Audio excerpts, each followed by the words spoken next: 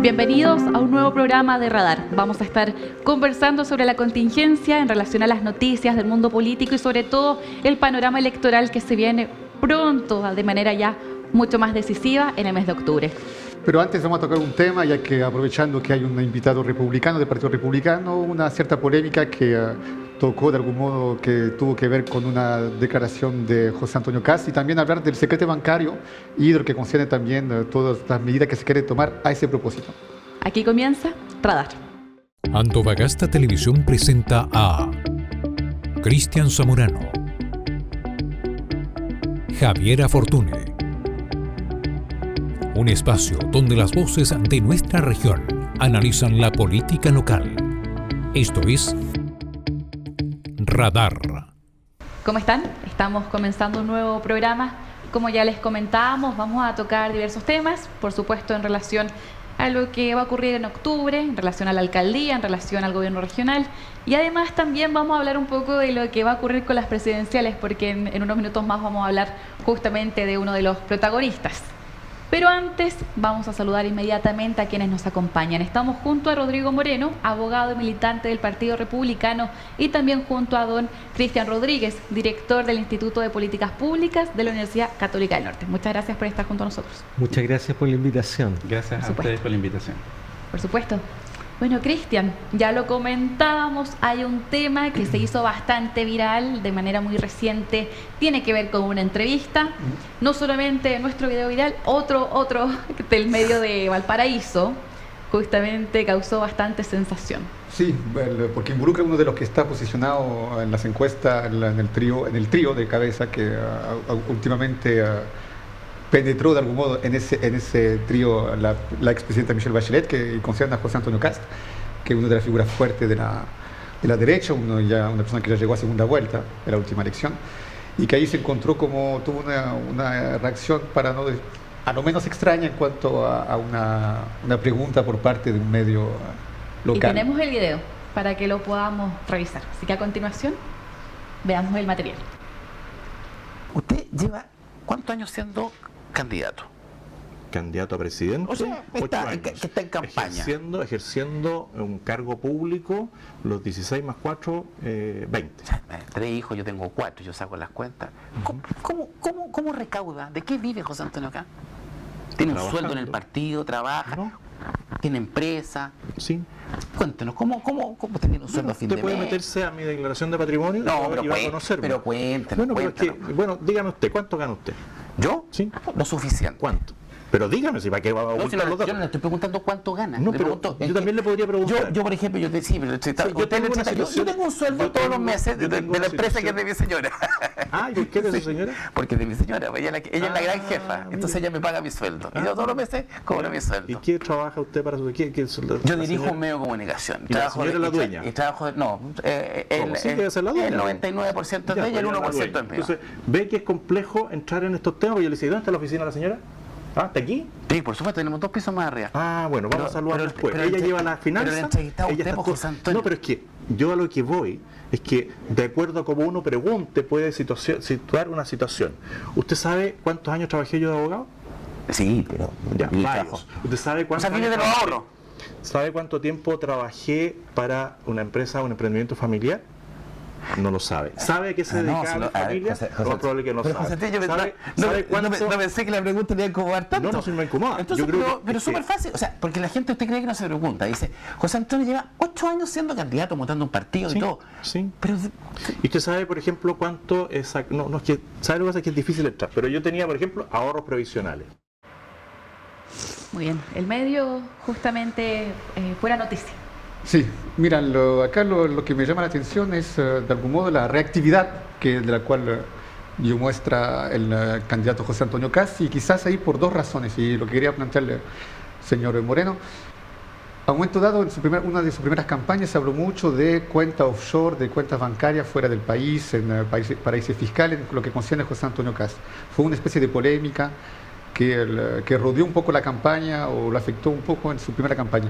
Pero también está quizás esa voluntad de desmarcarse de la figura, y yo creo que quizás por ahí va su reacción, de los eternos candidatos que en realidad postulan y en realidad hacen un negocio con la recaudación de votos, porque cada voto en realidad permite un ingreso, me parece que cada voto vale 1.000 pesos.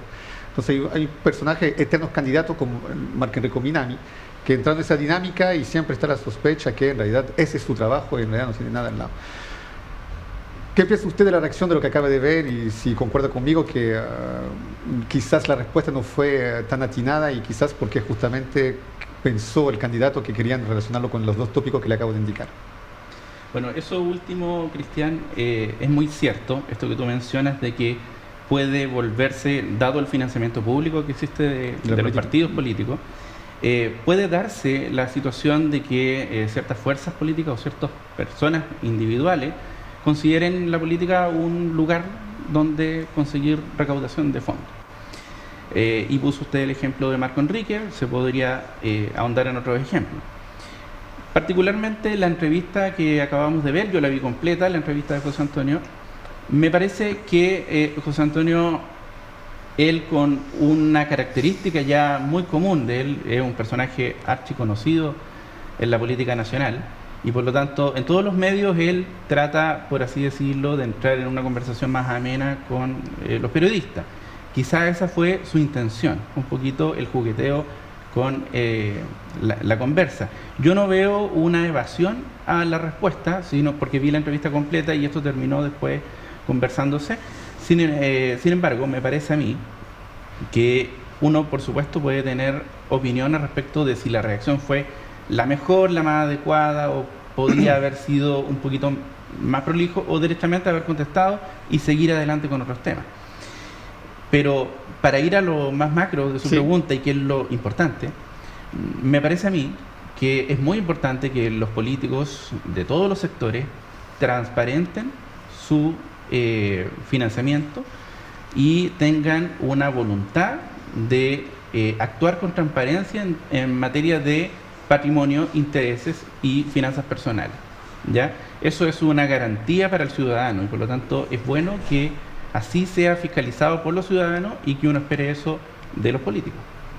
Sí, de todas maneras, en la respuesta también da a entender un poco que más que negarse a contestar, porque dice revisa la declaración de patrimonio, él quería marcar un punto que ocurre actualmente en la sociedad y también hay un porqué de lo que uno cuestiona mucho, de dónde vienen los recursos, qué tanto patrimonio hay detrás de una persona, sobre todo cuando va a asumir un cargo de elección pública. En su caso, don Cristian, como director de un instituto de políticas públicas, ¿cómo ve esta reacción? ¿Está de acuerdo también con lo que dice don Rodrigo? O sea, habiendo de por medio financiamiento público, ya, y cuando se le pregunta a una persona que yo creo que oficialmente no sé si está inscrito, no sé si ya es candidato, si está recibiendo fondos públicos, yo creo que todavía no es así, ya, pero sí en el caso de que la persona efectivamente es candidato, ya, y va a recibir fondos públicos, me parece que todavía la legislación chilena requiere más detalle, más especificidad en términos de qué regulaciones ya debe contener, ¿no es cierto?, la transparencia, ¿no es cierto?, de los recursos con los que se financia un determinado candidato. Ya, yo creo que eso todavía no hay un detalle más específico y deja claro estos espacios, ¿no es cierto?, que generan probablemente la polémica y la desconfianza ciudadana. Ahora, entender que no siendo una persona candidato, no estando inscrito, hay también algo que se debate hoy día que tiene que ver con el levantamiento del secreto bancario, que tiene que ver que si bien es un tema que está regulado por la legislación chilena, pero que no es arbitrario, que todavía hay un margen, ¿no es cierto?, que respeta ya y ampara todo lo que es la confidencialidad de las personas. Claro, el marco de la ley de banco. Así es, ya, y por lo tanto no es una regulación en que bajo cualquier sospecha uno pueda levantar, dijéramos, el secreto de las personas. Está regulado, se puede hacer solamente en tres, dijéramos, tiene tres posibilidades, ¿no es cierto? Que la unidad de análisis financiero lo pueda levantar en el caso de una persona, ¿no es cierto?, que pueda ser investigada por un delito, un fiscal, ¿no es cierto?, en temas de investigaciones penales, podría solicitar el levantamiento del secreto bancario, o el Servicio de Impuestos Internos también podría solicitar, en caso de evasión, por ejemplo, tributaria, levantar esos casos. Pero lo que quiero decir, que la legislación chilena, dijera, muy restrictiva, es limitada en el caso, dijéramos, de poder levantar el secreto y conocer, dijéramos, las finanzas de una persona. Lo que se está discutiendo hoy día, ¿no es cierto?, en el Congreso hay dos proyectos de ley, uno que fue ingresado el año pasado, otro este año en enero, ¿no es cierto? Lo que discute más bien es ampliar los delitos. ¿En qué caso? En dos casos específicos, ya que es la investigación de bandas de crimen organizado, y lo segundo, que es en el tema de evasión tributaria por parte del Servicio de Impuestos Internos. ¿Por qué? Porque en el caso de la evasión tributaria es un tema súper delicado y sensible para el país. El Servicio de Impuestos Internos emitió un informe, ¿no es cierto?, que dice de que el 50% de los impuestos pagados por las entidades corporativas es evasión. Eso es el 7% del Producto Interno Bruto del país. ¿Entiendes? O sea, grandes recursos ya. Y en el caso de la persecución de crimen organizado, tiene que ver, por ejemplo, extorsión, sicariato, que si tú hoy día quisieras investigar, dijéramos, movimiento financiero, hoy día la legislación chilena no lo permite. Mira, yo quisiera diferenciar los dos temas. Antes de ahondar y ganar en flexibilidad o no, lo que concierne el secreto bancario, en pos de buscar justamente soluciones a las dos situaciones que planteó acá Cristian, el financiamiento de la política, quisiera su opinión sobre eso, porque igual la gente quizás no sabe, pero efectivamente hay como puede instalarse un negocio sobre el hecho de recaudar dinero con los votos, que un voto cueste 1.000 pesos y que le regrese eso al candidato. Igual tú puedes pensar que los costos de campaña también hay que considerarlo. Sí. No, absolutamente, pero si tú ganas una cierta cantidad de votos, al fin y al cabo eso es ganancia, porque estás por encima del que ganaste la campaña. Mi pregunta acá es, ¿estamos claros de todo lo que se gasta para financiar la política? Y cuando tú ves hoy en día el estado de la política, el estado de hecho de la política, igual, ¿ese financiamiento debe seguir así según ustedes? ¿O quizás hay algo de desviación de la meta inicial, que es justamente mantener una vía democrática, ayudando a los partidos políticos, financiando de algún modo, apoyándolo en el tema de la finanza, que supuestamente permitiría combatir la corrupción, pero finalmente esto es una cifra enorme por los resultados que conocemos desde un punto de vista democrático? ¿Cuál es su opinión acerca de aquello? Yo coincido contigo, Cristian, acerca de que esto es un peligro. El financiamiento público a los partidos políticos sin duda que genera riesgos. Por supuesto hay muchos pros y que se pueden enumerar, pero tu pregunta se concentra en los contras, y entre esos contras existe por supuesto el riesgo de que esto se vuelva un negocio para políticos. Ahora, me parece a mí que una reforma, que tanto se habla a nivel nacional acerca de una reforma al sistema político, debiera incluir mayores exigencias a las fuerzas políticas o a candidatos independientes para efectos de acceder a ese financiamiento público. ¿A qué me refiero? A que, por ejemplo, todos hemos visto cómo algunos partidos políticos se arman y se desarman o a portas de un evento electoral. Sí, sí. ¿Ya? Entonces, usted dice fenómeno, en realidad. Para un evento particular se crea un partido y después no sigue. Exactamente. Entonces, al final esto efectivamente uno lo aprecia en ciertas, no voy a dar nombre, pero en algunos candidatos, uno aprecia que hay un interés por conseguir estos financiamientos, estar siempre en la papeleta. No sé, se me vienen algunos nombres, pero el asunto está en poner mayores estándares, creo yo, a ¿Y cuál sería eso, acceder. Rodrigo? ¿Que más tiempo, más militante, más adelante, más y presencia y en una el territorio? evaluación a los proyectos políticos? Yo lo que echo de menos, esto es una opinión súper personal, independiente de que yo, a través de mi opinión, pueden tener una idea de lo que puede pensar el Partido Republicano, pero nosotros creemos, y yo particularmente creo, que las fuerzas políticas son un proyecto de largo plazo y que por lo tanto perfectamente es compatible establecer en leyes de financiamiento de la política que haya una continuidad del proyecto político. Por ejemplo, partidos que se presentan solo en las elecciones presidenciales, pero que cuando llega una elección de core o de concejales municipales o regionales, no se presentan, no llevan lista o no se inscriben a lo largo de todo el territorio nacional. Eso es una demostración, a mi juicio, de que se trata de Una personajes estrategia que buscan el financiamiento y no un proyecto político macro. Entonces dice más estándar más alto como la presencia del territorio nacional. Exacto. Ahora que ustedes están conversando en ese punto, se me hace un poco más de sentido de cuando uno ve ciertos nombres de personas que uno sabe que todavía le faltaba hacer un trabajo previo antes de ser un candidato, ser una candidata. Es como si uno va a un cargo, de cierta manera ya está contando con una cierta cantidad de votos, con cierto apoyo, pero con una probabilidad alta. Sí. Sin embargo, hemos visto nombres que no hay una probabilidad alta y sin embargo de igual manera están en una papeleta y quizás tuviera sentido si están pensando en ese beneficio que nos dan las normativas en Chile. Cristian, tú que eres un especialista en el tema de la evaluación de las diferentes candidatos. No tan así como especialista, pero diría que yo creo que aquí se cruzan dos temas.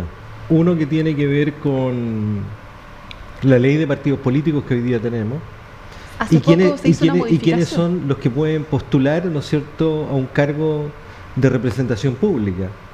Hace poco se estaba discutiendo, y eso no ha pasado, dijéramos, son los umbrales de las personas, sí, ¿no es cierto?, y de los partidos, ¿no es cierto?, que puedan tener representación ya y puedan tener vigencia legal.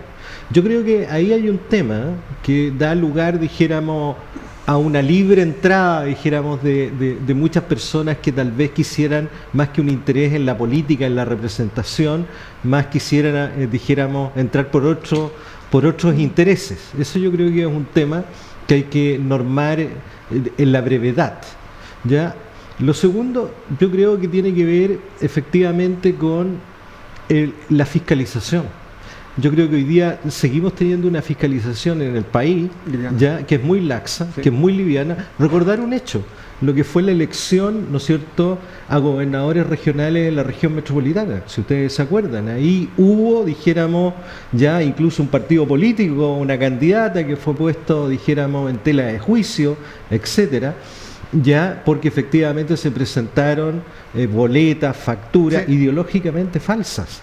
Entonces, a mí me da la impresión que por un lado está el problema en general, umbrales en los candidatos que pueden ser parte, dijéramos, de una elección democrática por la representatividad y que van a recibir fondos públicos, pero por otro lado creo que también el Estado ya adolece, el CERVEL en particular, adolece, ¿no es cierto?, de canales y de herramientas de regulación, ¿no es cierto?, que sean más efectivas. O sea, ¿cómo pudo haber ocurrido lo que ocurrió en la región metropolitana, que fue bien escandaloso? Sí, no, y que fue la antesala del caso Fundación. Que si no hubiese sido por una denuncia de un medio independiente, no sé si lo puedo nombrar acá, pero CIPER, ¿no es cierto?, que hizo una investigación sobre el tema, que lo denunció, y ahí recién, ¿no es cierto?, la agencia pública que tiene que ver este tema pudo investigar y descubrió efectivamente, pero o sea, tenemos un Estado que aún tiene una escasez de herramientas de regulación en el tema de la fiscalización. ¿Y por qué es importante? Bueno, porque ustedes lo están preguntando y lo están tratando los medios. O sea, es un tema que hace, yo diría, a la confianza en las instituciones democráticas y en la política. Cristian, vamos a seguir tocando ese punto. Nos vamos a una breve pausa y a la vuelta volvemos con más de Radar.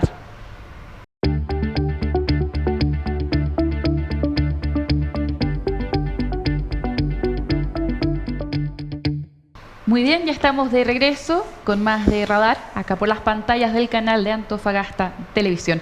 Vamos a continuar hablando sobre el tema del secreto bancario, finalmente cómo las normativas en Chile todavía estamos al debe. Si bien en comparación con otros países, sobre todo de Latinoamérica, muy avanzados, aún así nos falta para ser perfectos. Sí, yo voy a retomar algo que indicó al final Cristian acerca del financiamiento y todo aquello, y del control del Estado. Y ya que fuera de pantalla hacemos un paralelo con Estados Unidos, por ejemplo, todo el caso de Biden, que a un momento dado todo el mundo indicaba que sería bien que se baje, era por un asunto que los financistas de las campañas no querían apoyar al candidato porque básicamente veían que tenía poca chance de ganar. Sí, fue un tema de dinero que puso la presión sobre el candidato, porque justamente en Estados Unidos está muy regularizado el tema de los lobbies y de quién financia las campañas. Auspicios. Mucho. Y por eso el New York Times puso en la famosa columna de George Clooney, un actor, pero un actor que atrae justamente muchos financista, pero cuando uno ve acá justamente el rol del Estado, y quiero llegar justamente a los republicanos, no se entiende muy bien por el ciudadano Lambda cuál es la postura del republicano en cuanto al rol del Estado. Si uno escucha hablar a José Antonio Kast, es por una reducción del rol del Estado. Pero acá lo que subrayamos es que justamente en el caso de fiscalización falta un rol más preponderante del Estado. Ya que el Estado entrega, el Estado debería fiscalizar aún más. Eso va a ir de la mano, sin duda con más leyes, pero también con agentes que puedan verificar la aplicación de la norma, por ende quizás más funcionarios. ¿Cuál es la postura del republicano acerca de ello? ¿Es realmente menos de Estado y más fiscalización? ¿Cómo pueden realmente hacer viable esa ecuación? Cristian, mira, siempre cuando se habla de republicanos, y por cierto, tratándose de un proyecto político de derecha, se relaciona esto con un achique, una reducción tremenda del Estado. Y la verdad de las cosas es que efectivamente los proyectos de derecha pretenden reducir el Estado, pero eso no está ligado a una disminución de su calidad. ¿Cuál es el asunto? El asunto no es aumentar el Estado o disminuir el Estado, sino cómo hacerlo más eficiente.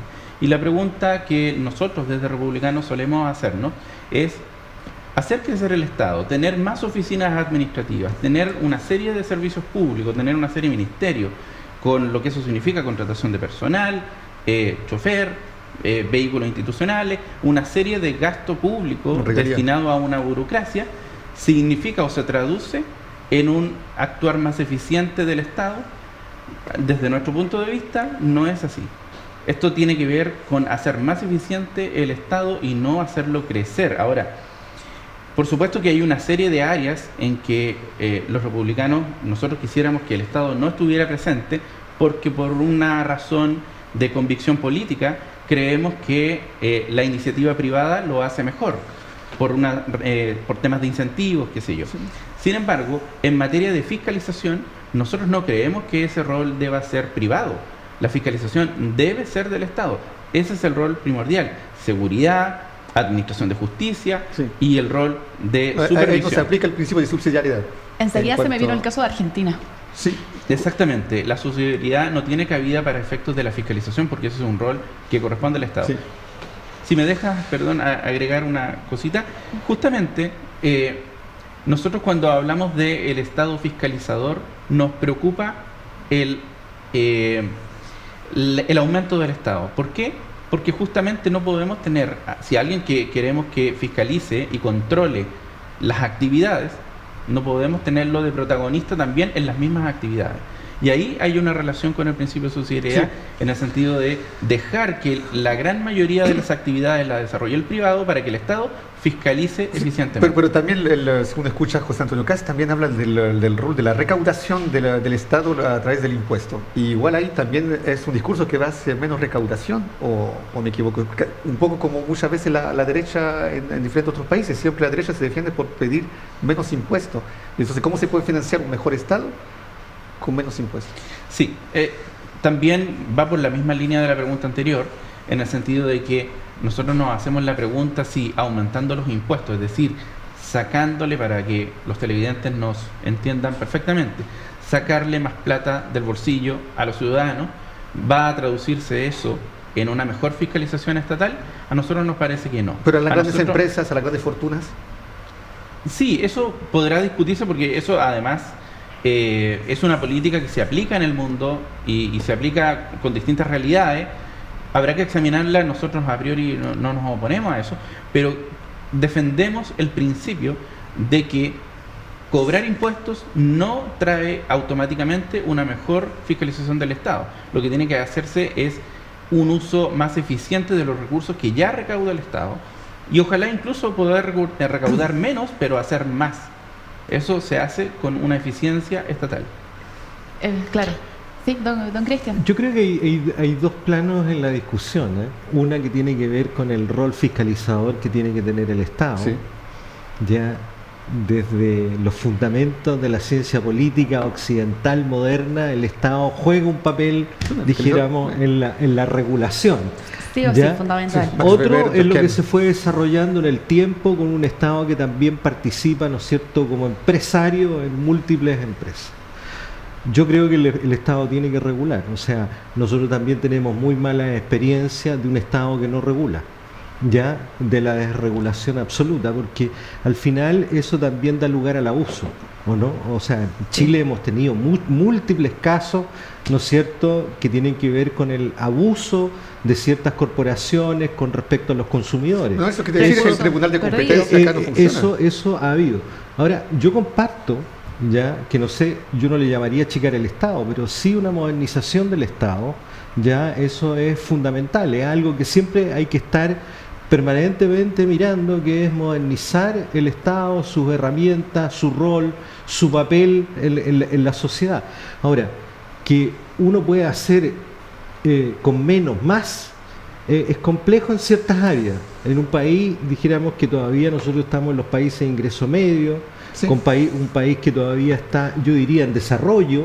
Ya, por ejemplo, estamos en la discusión sobre la atención de salud, sobre el tema de la educación, sobre el tema, por ejemplo, previsional hoy día. De todos los pilares. Entonces, bases. eso requiere financiamiento. Ya, ahora, yo estoy de acuerdo que esos recursos, ya, o esos nuevos recursos por tributo, efectivamente tienen que ser bien administrados, ¿no es cierto?, y no gastados en más burocracia. Eso yo lo comparto plenamente. Pero también digo que nosotros ya hemos vivido como país la experiencia de un Estado desregulado. Sí, pero yo te quiero hacer un contrapunto acerca de aquello. Los dos procesos constitucionales que vivimos modernizaban el Estado, porque mira, te tomo un ejemplo simplemente de la implementación del sistema liberal, neoliberal, que a uno le gusta la palabra, pero de algún modo un retroceso del Estado y un campo de acción mucho más amplio para el privado en esta economía.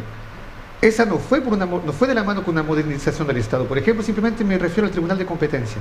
Situación de monopolio. Si tú te fijas en Chile, no simplemente el asunto de los conforts, sino también el asunto de cualquier empresa, si tú miras cualquier rubro, si incluso los buses a través del país, siempre hay situaciones de básicamente 2, 3, 4 grupos que se comparten entre ellos el mercado. No hay una institución como el Tribunal como de Estados Unidos, donde, por ejemplo, el monopolio se combate de manera feroz. ¿Eso se vio en los dos procesos constituyentes? ¿Se vio una voluntad de modernizar el Estado? Yo no la percibí, dígame usted lo que percibieron, pero yo no vi una voluntad de justamente hacer más pragmático la intervención del Estado y hacerla más fluida y justamente más moderna, porque más apegada al actuar de sus políticos. No sé cómo ustedes lo vieron en los dos últimos procesos constituyentes. Bueno, el Partido Republicano participó del segundo proceso constituyente, fue bastante protagonista en la propuesta que se hizo. Y a ver, en el primer proceso constituyente se ofreció al país un proyecto que prácticamente eliminaba la iniciativa privada desde el punto de vista de los incentivos. No directamente en una norma expresa, porque por supuesto la política no funciona así, sino que a través de todo un sistema ideado para que la iniciativa privada quedara completamente aniquilada. Y en ese sentido, por supuesto que ese proyecto no se hizo cargo de lo que tú mencionas. El segundo proceso constituyente, si bien contemplaba en materia económica una reproducción bastante parecida a la actual Constitución, efectivamente en materia de competencia, de libre competencia o de antimonopolio, había una repetición de la institucionalidad actual y una normativa prácticamente idéntica a la actual. Por lo tanto, no había avance sustantivo en esa materia. Ahora, efectivamente, los casos que hemos conocido nosotros sobre esta materia, en muchos de estos casos han sido descubiertos por un mecanismo que utiliza la Unidad de Análisis Financiero, la Fiscalía Nacional Económica, que tiene que ver con la delación compensada, es decir, un incentivo a que los que están involucrados hablen, lo delaten. Y por lo tanto, efectivamente hay una labor preventiva que está al debe por parte del Estado, efectivamente. ¿Y qué proponen a ese nivel? ¿Dónde tú puedes ver que puede haber un cambio en un momento dado? ¿Quién debe intervenir ahí? No, por supuesto que la institucionalidad antimonopolio debe operar. Lo que pasa es que las herramientas que hasta ahora se ven desde el punto de vista normativo parecen ser insuficientes para el actuar preventivo. Sí, el represivo, es decir, posterior. Cuando ya se conocen, efectivamente llegan hasta el fondo. Cristian, ¿tu opinión? Bueno, yo pienso que todavía nos falta, pero mucho por delante, que avanzar en materia de institucionalidad, en defensa, por ejemplo, de los derechos de los consumidores. ya, que evite, por ejemplo, las colusiones, ya, o los abusos de parte de múltiples empresas.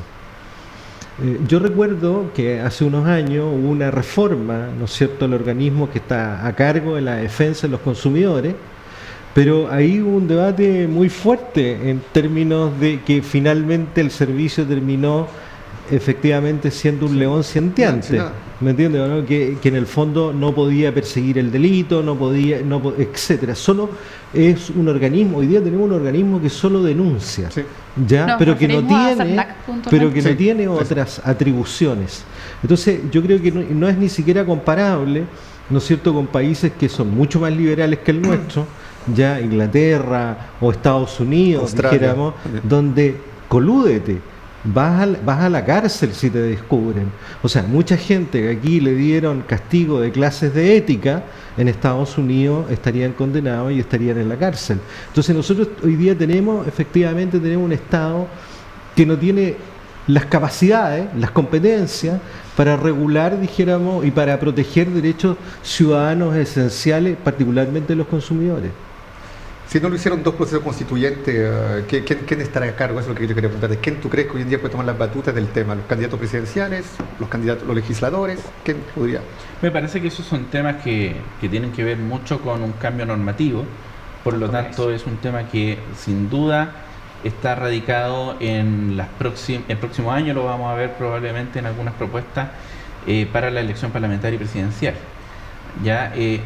Me gustaría hacer un punto respecto a la mención que se hizo por parte de Cristian acerca del CERNAC sin dientes.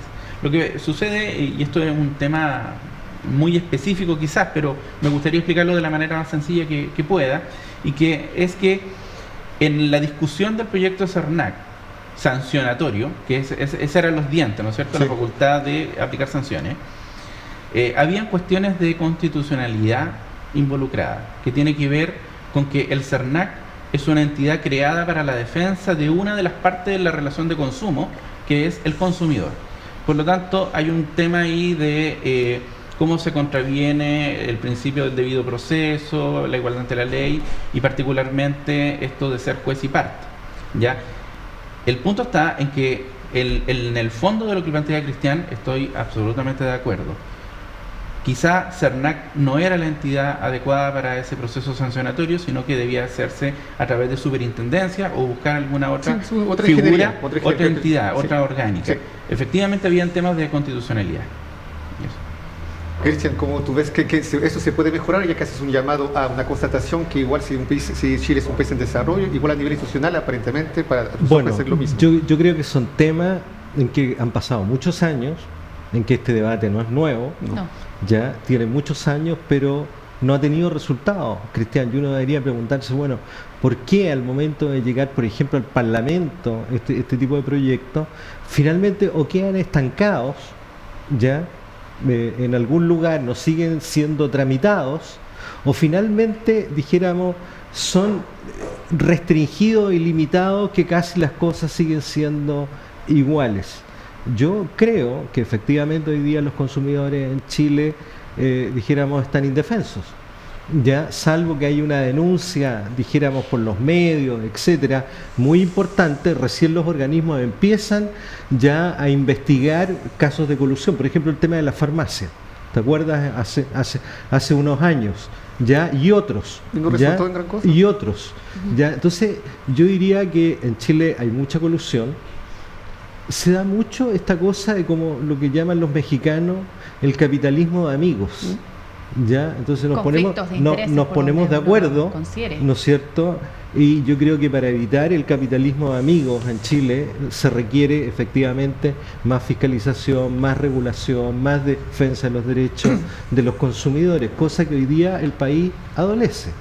Yo tomo el concepto, agrego simplemente una pregunta, si me permite. Y nos vamos a la pausa. Sí. El caso de Hermosilla, ¿no le pone un poco un enfoque, un freno, no pone en tela de juicio, no puede molestar ese capitalismo de amigo al cual tú te refieres? Si quieres respondemos a la vuelta. A la vuelta de comerciales, continuamos con más de Radar.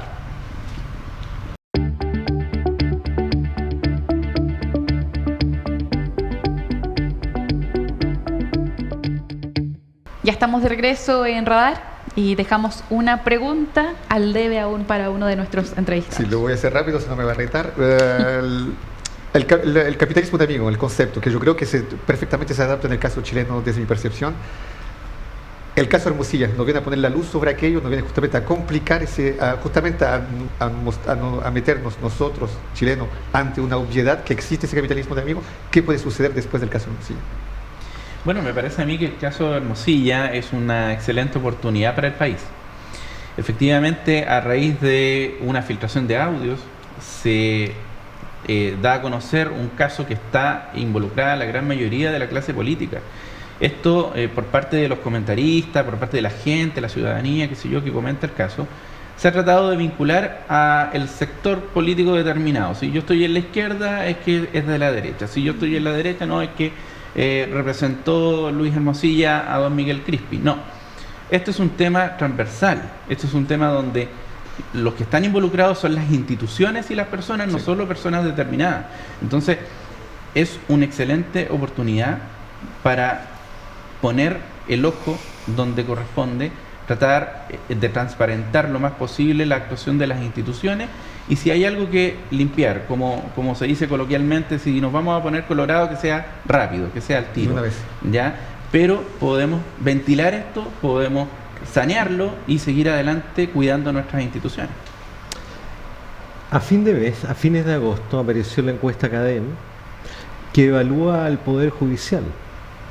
Ya, el 77% de los encuestados dijeron que el Poder Judicial no les da confianza para la protección de la igualdad ante la ley. Bueno, la igualdad ante la ley es el principio más básico de un sistema democrático liberal, ya que somos iguales, que tenemos las mismas oportunidades, etcétera, y que tenemos el mismo trato.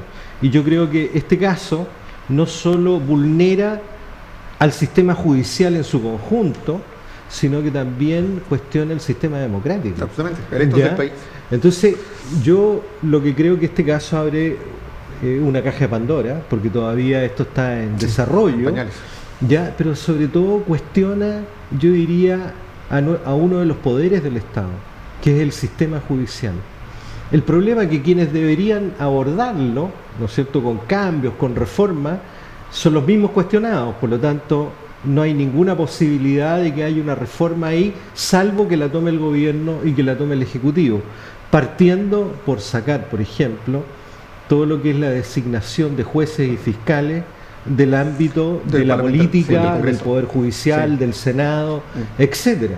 Ya, esa es la reforma que todos esperamos, y que yo creo que es para devolver la confianza a la gente. Dijéramos que en el sistema judicial van a ser tratados en igualdad de condiciones. Eso es lo que cuestiona hoy día el caso Hermosilla. Sí. Importante que se filtre, que se haya convertido en un caso muy mediático.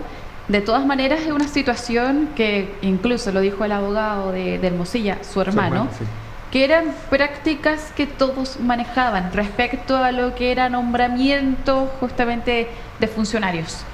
Una situación compleja, una similitud como el acarreo de votos de Sierra Gorda, una práctica que todos sabían que ocurría, pero finalmente la denuncia quedaba en nada. Estas situaciones de corrupción dañan bastante la imagen de Chile, y sobre todo porque la institucionalidad hay que defenderla, sin duda. Sobre todo que un país que se considera, y a justo título, porque también por los extranjeros también, como un país serio a nivel de institucionalidad, y eso yo concuerdo totalmente, que la democracia está en riesgo si no se lleva a cabo algo serio con el caso de Hermosilla, como si empezando ya simplemente a nivel local con Sierra Gorda, el combo va, combo viene, pero más allá de aquello sería bien que a momento dado de un resultado lo que está pasando allá en cuanto a fiscalización. Justamente hablando de democracia, y para terminar un poco el programa, y yo sé que nos daría un poco de la pauta, pero la discusión está interesante. Panorama de la alcaldía y de gobernador, ya que hablamos de democracia. ¿Cuál es la opinión, la perspectiva, el panorama que cada uno de ustedes dos tiene? Les nombro a los candidatos brevemente para que también la gente en su casa sepa alguna de las personas que van, por ejemplo, al cargo de gobernador regional. Tenemos a Carolina Moscoso, consejera regional. Tenemos a Carlos Cantero, fue senador de Antofagasta. Tenemos también a Paola Devia González. Ella postuló a ser senadora anteriormente. Tenemos de Partido Republicano a Carlos Arquero. Del Partido Radical, Marcela Hernando. Candidaturas independientes, tenemos a Fabián Osandón y también a Alejandro Álamos. Y bueno, lo que se confirmó esta semana, Ricardo Díaz también busca la reelección. Ese panorama, su opinión. Ya, es un panorama para el Partido Republicano bastante claro. Nosotros somos un proyecto político que aspira a gobernar el país, eso es por todos conocido. Y en base a eso, lo que puedo mencionar es que el Partido Republicano se ha preocupado de tener un proyecto político propio. Y en ese sentido pudo coordinarse, pudo invitar a coordinarse con otras fuerzas del sector o de las personas, las fuerzas políticas más cercanas a nuestro partido.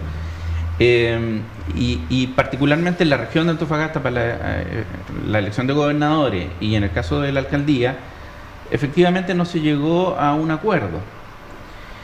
Sin embargo, no teníamos ninguna obligación de llegar a algún acuerdo, porque se trata de fuerzas políticas distintas y proyectos políticos distintos. Lo que le ofrecemos a la ciudadanía en Republicanos es una cosa distinta a lo que le ofrece Chile Vamos. Ahora, dicho eso, por supuesto que la dispersión de votos es algo que es innegable, ¿ya? Hablando de nuestro sector. Sin embargo, la dispersión de votos también se da en las otras elecciones o en otros sectores políticos. Y por lo tanto, si bien hay que reconocer que la izquierda trabajó para efectos de tener una primaria que les unificara el candidato, en caso del de todas maneras no se trata de un candidato que tenga la elección lista en el bolsillo, sino que para nada, yo creo que es una elección completamente abierta, la de alcalde, y en la cual nosotros como republicanos vamos a presentar el proyecto a la ciudadanía, y en eso esperamos el apoyo de los ciudadanos. Rodrigo, ya para la suma, para usted la carrera está aún muy abierta. Está abierta. Nosotros vemos grandes posibilidades para nuestro candidato, considerando que es un personaje ya conocido en la comuna, pero sobre todo por el proyecto republicano representa para el país. No se trata de una sola comuna, sino un proyecto general para el país. Cristian, tu opinión. Sabes que son dos elecciones que tienen algunas características que son diferenciadas, pero hay un sistema que es común. Primero, es una campaña muy corta y muy rápida, ¿ya? Segundo, se hace con voto obligatorio. Sí, que es un elemento importante. ¿Ya? Entonces, eso ya genera un rayado de cancha de lo que van a ser estas candidaturas y van a ser las campañas. En el caso de los candidatos a las municipales, los candidatos a alcalde, 9 nombres. Lo que en general los votantes priorizan, ¿no es cierto?, es el conocimiento del candidato. ¿Ya? Y yo quiero remarcar ahí, es más probable que un candidato a alcalde, ¿no es cierto?, ponga énfasis, ¿no es cierto?, en su personalidad, en su imagen, en su conocimiento público, y aquí viene el problema, más que en el programa. ¿Sí? Ya los electores dijeran una campaña rápida, corta, con voto obligatorio, más el candidato que está obligado como a tratar de tener un mensaje que sea muy transversal, ya va a apostar por ideas muy sencillas, ya, y no así por proyectos o por propuestas más complejas. En el caso de los gobernadores, creo que tiene una característica algo distinto, porque la gente ahí, yo creo, porque cambia el territorio, el ámbito de influencia de esa campaña, entonces se va a priorizar ¿qué cosa? La trayectoria, ¿ya? La trayectoria de la persona, el reconocimiento que ésta tiene en materia de actor público, sí, a nivel regional, sí. ¿Ya? Y es más complejo, dijéramos, para los que vienen de abajo, lograr tener este nivel de conocimiento que debería tener un candidato ya a gobernador. Pero Cristian, el barómetro en un momento dado apareció, y yo concuerdo también con eso, la tasa de conocimiento de Jonathan Velázquez, que llegaba casi a un 100%, el alcalde actual de Antofagasta, que su tasa de conocimiento es la más alta de todos los candidatos. Pero también la tasa de rechazo yo creo que es bastante alta. ¿Es realmente para ti un elemento decisivo su tasa de conocimiento hoy en día? ¿Es su mayor argumento electoral, sabiendo que él también, como tú dices, más que programa, habla del mismo? Sin personalizar, ¿sí? Ya, yo me refería a dos cosas. Primero, lo que yo te decía que creo, ya, que es lo que prioriza a alguien en una comuna y que tiene que elegir un alcalde. El conocerlo, la visibilidad. Sí, los electores tienen poco tiempo, voto obligatorio, Hay personas que van a ir a votar que sienten mucha desafección por la política, Sí. ya, y poco interesado en escuchar las ideas del candidato. Yo creo que en los candidatos se van a escuchar menos las ideas y lo que se va a aprovechar mucho es la visibilidad del candidato. Y yo creo que en eso uno no debería descuidarse independiente de la opinión que uno tenga en la gestión, ya la visibilidad Por y esa el conocimiento que tienen las personas de determinados candidatos y no de otros. ¿Me entiendes? Y que yo creo que eso va a influir en la escala local en la elección. Por lo tanto, yo creo que ningún candidato, yo creo que tal como él dice, la cancha abierta la también, elección sí. está abierta ya y no necesariamente depende solo de la gestión que haya tenido una autoridad. Sin duda. Muy buen punto. Realmente la campaña electoral para las elecciones municipales como regionales es muy corta. Sí o sí, el ciudadano tiene que incluso decidir por qué factor va a priorizar o no, porque no se puede llevar a cabo un conocimiento profundo de las propuestas de los candidatos. Dígame, don Lo Cristian. último, yo creo que el costo que tiene este tipo de campañas que hoy día tenemos, cortas, rápidas, con voto obligatorio, etcétera, es que los candidatos tienden, yo creo que racionalmente, a tratar de maximizar el voto al máximo y se pierde, ¿sabe qué cosa? La propuesta, La propuesta. la oferta. Así es. ¿Ya? Entonces es paradójico que una región tan rica como la nuestra, como es Antofagasta, pero que a la vez tiene tantos problemas que resolver, Estructurales, además. ya no haya un debate de ideas, de propuestas. Sí, miren, voy a mencionar los nombres de los candidatos para la alcaldía, para que usted en su casa ya pueda distinguir algunos nombres. Tenemos a Slaine Portilla, periodista, tenemos a Sacha Rachmelik, ex Cercotec, a Ricardo Vargas, del Partido de la Gente, a Daniela Áviles, tenemos a dos mujeres en esta candidatura. Entonces, ¿qué me quedé? Daniela Áviles, justamente del Partido de Izquierda de Trabajadores Revolucionario, Peter. Tenemos también a Adela Pizarro, del Partido Humanista. Tenemos a Roberto Soto, fue ex concejal. Tenemos a Luis Aguilera, actual concejal, al actual alcalde Jonathan Velázquez y también por el Partido Comunista Pablo Iriarte. ¿Usted cree que, ya que hablamos de temas, quizás no se habló tanto de programa, más apenas de eslogan, los eslogan apenas están surgiendo, están sonando, yo creo que ahí va a haber un trabajo radial quizás interesante, una problemática, un tema como Venezuela, que afectó de algún modo al que estaba liderando o que daba la impresión de liderar las encuestas, ¿usted cree que eso afectó algo, marcó un antes y un después, o fue simplemente algo que pasó rápido y que no tuvo su importancia en esta campaña? Yo creo que eso, si bien no va a ser algo decisivo, sí puede tener un grado de influencia, particularmente en un candidato que es don Pablo Iriarte. Me parece que él han surgido, porque esto de las campañas siempre hacen surgir una arqueología tuitera, como le llaman, que es de empezar a sacar mensajes antiguos en redes sociales, y ahí se ve un apoyo explícito de Pablo Iriarte hacia el régimen venezolano. Por lo tanto, creo que estas cosas sí pueden influenciar en la medida también de que el tema Venezuela llegue hasta octubre fresco. Porque quizá, esto ustedes saben, las comunicaciones mejor que yo, que cuando llega una noticia nueva va reemplazando a la anterior y se va quedando... Sí, después va. Exacto. Sí. Por lo tanto, si esto sigue dentro de, como ha estado hasta ahora y hace varias semanas ya, el tema de Venezuela sigue siendo uno de los temas principales de conversación política, efectivamente puede que eso influya en algún grado a la votación de don Pablo Iriarte. Cristian, ¿cómo tú lo ves? Yo creo que temas puntuales como ese es difícil que incidan, porque yo creo que en el fondo el ciudadano a pie, el ciudadano medio, que no le interesa mucho las elecciones, ya yo no sé si le presta mucha atención, dijéramos, a estos debates. Yo creo que este es un debate más bien del público más que está en la política, etcétera. Sí, yo creo que son otras las variables que van a correr que tienen que ver más con la estrategia de la campaña electoral, con la visibilidad, el conocimiento, etcétera, del candidato propiamente tal. Claro.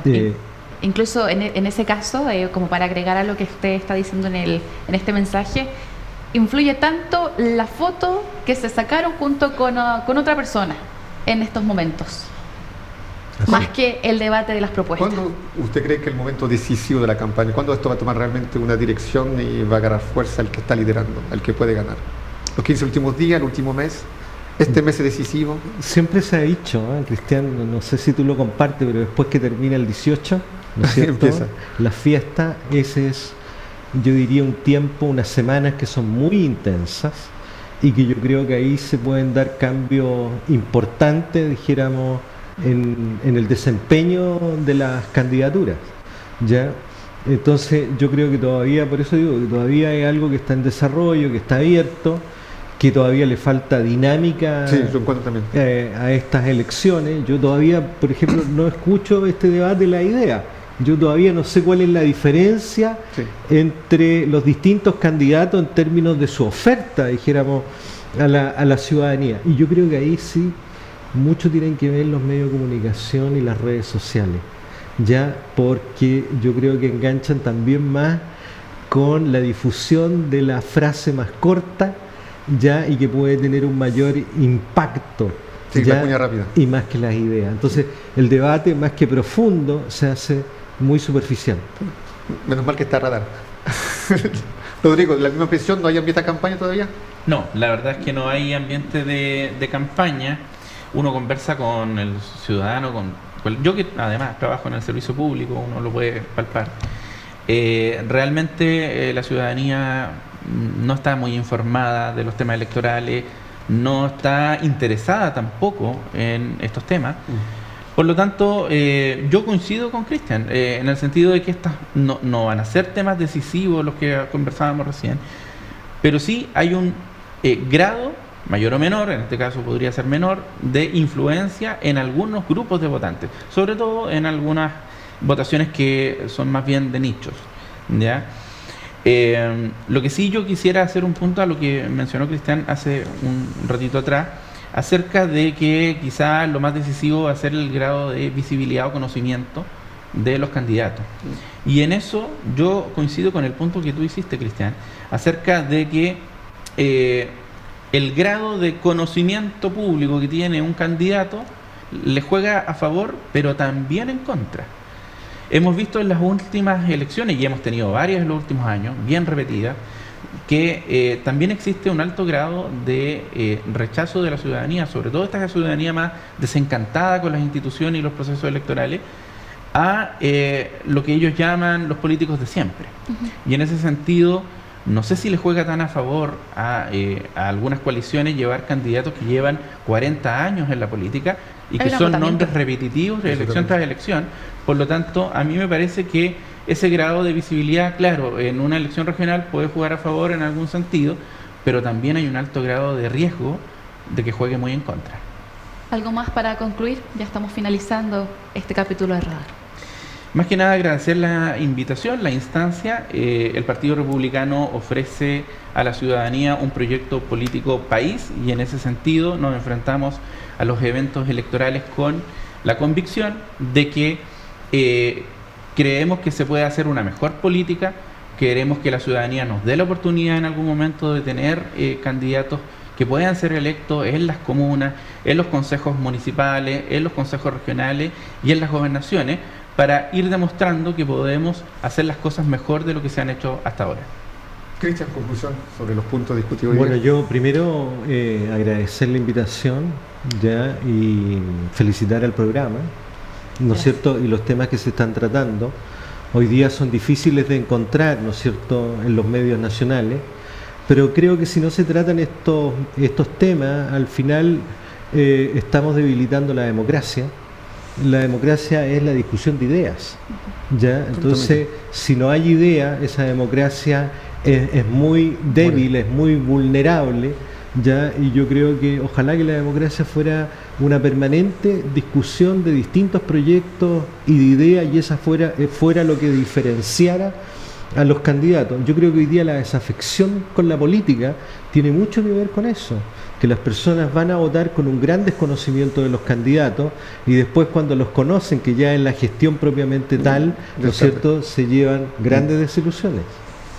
Muchas gracias a ambos por estar junto a nosotros, tanto al director del Instituto de Políticas Públicas don Cristian, como también al abogado Rodrigo Moreno. Gracias a ambos. Muchas gracias. Cristian, nuevamente son temas que se mantienen en la discusión. La falta tanto de fiscalización en el ámbito que tenga que ver más con el rol del Estado, si bien ya elecciones presidenciales, parlamentarias todavía falta para que lleguen, ya prontamente también tenemos que mencionarlo. No, retomaré lo que se dijo al final, la democracia no es algo de adquirido, la democracia es como todo ser vivo, me permitiría decir, que hay que mantener justamente en vida y que parece que hacer ejercicio y hay que tener varios resguardos para que esta siga viva. Ya como estamos en el mes de la patria, también me hizo pensar una frase célebre de Ernesto Renan, un politólogo, que dice que la nación, que por ahí también que vive en un marco democrático, la nación es un plebiscito de todos los días, por ende hay que estar vigente y siempre trabajando aquello. Sí, tenemos que ser parte de nuestro territorio, ya lo sabe. Para justamente la elección de gobernador regional son 8 nombres, para la alcaldía son 9 nombres. Y en el siguiente capítulo le voy a contar los nombres para consejeros regionales y también para concejales, porque son bastantes. Ahí yo voy a estar todo el programa leyendo nombre por nombre Y hay que hacerlo. Y hay que hacerlo. Gracias por estar justamente junto a Radar. Nos vemos en otra oportunidad. Cristian Zamorano, Javiera Fortuny. Un espacio donde las voces de nuestra región analizaron la política local. Esto fue Radar.